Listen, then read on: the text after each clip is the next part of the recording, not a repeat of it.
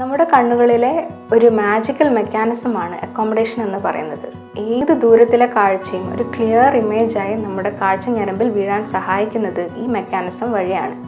എന്നാൽ 40 വയസ്സ് അടുക്കും തോറും നമ്മുടെ കണ്ണിലെ ലെൻസിൻ്റെ ഇലാസ്റ്റിസിറ്റി കുറയുന്നത് മൂലവും പിന്നെ നമ്മുടെ സീലറി മസിൽസിൻ്റെ ബലക്കുറവ് മൂലവും ഈ അക്കോമഡേഷൻ എന്ന മെക്കാനിസത്തിന് ഗണ്യമായ കുറവ് സംഭവിക്കുന്നു. അങ്ങനെ ഉണ്ടാകുന്ന രോഗമാണ് വെള്ളെഴുത്ത് അല്ലെങ്കിൽ പ്രസ്ബയോപ്പിയ എന്ന് പറയുന്നത്.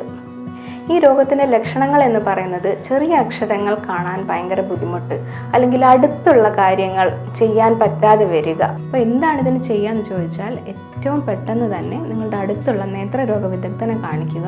വേറെ അസുഖങ്ങളൊന്നുമില്ല എന്ന് ഉറപ്പുവരുത്തിയതിന് ശേഷം കറക്റ്റായിട്ടുള്ള പവറുള്ള കണ്ണടകൾ വെക്കുക, അല്ലെങ്കിൽ കോണ്ടാക്ട് ലെൻസ്. പിന്നെ പുതിയതായിട്ട് ഇതിൽ ലേസർ സർജറി വരെ വന്നിട്ടുണ്ട്, അവ സ്വീകരിക്കാം. നേത്ര ഫൗണ്ടേഷൻ ഐ ഹോസ്പിറ്റൽ.